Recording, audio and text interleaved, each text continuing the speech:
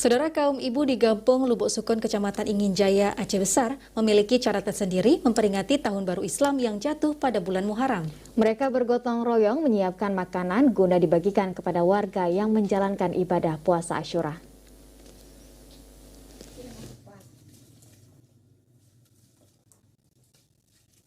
Tidak seperti biasanya, rumah adat Aceh di Gampong Lubuk Sukun, Kecamatan Ingin Jaya, Aceh Besar, diramaikan dengan aktivitas kaum ibu pada Kamis lalu. Tak hanya wanita berusia lanjut, sejumlah kaum ibu juga membawa anak-anak mereka ke rumah milik Cek Mat Rahmani, pejuang asal Gampong setempat. Mereka menyiapkan aneka buah-buahan sebagai bahan baku memasak bubur Asyura. Bagi masyarakat sekitar, tradisi memasak makanan yang hanya ada di hari ke-10 di bulan Muharram ini dikenal dengan istilah Wad Ibu Asyura.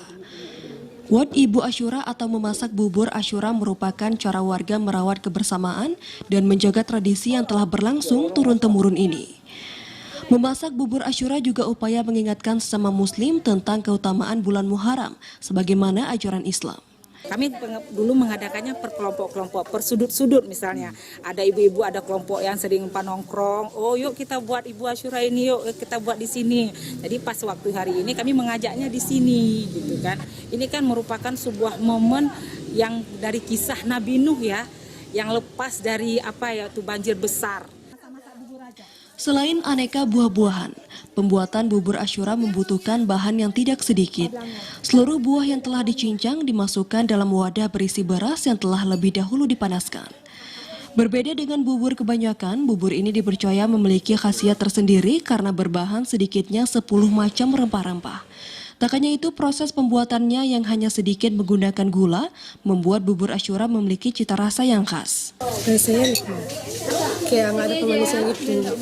Nggak ada sih pemanisnya, pas nggak ada pemanisnya. Doki.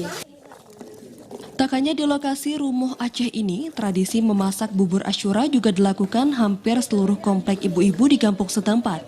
Selain merawat tradisi dan kebersamaan, momen tahunan ini diharap menjadi ajang memperoleh berkah di bulan Muharram, bulan yang memiliki sejumlah keutamaan ini.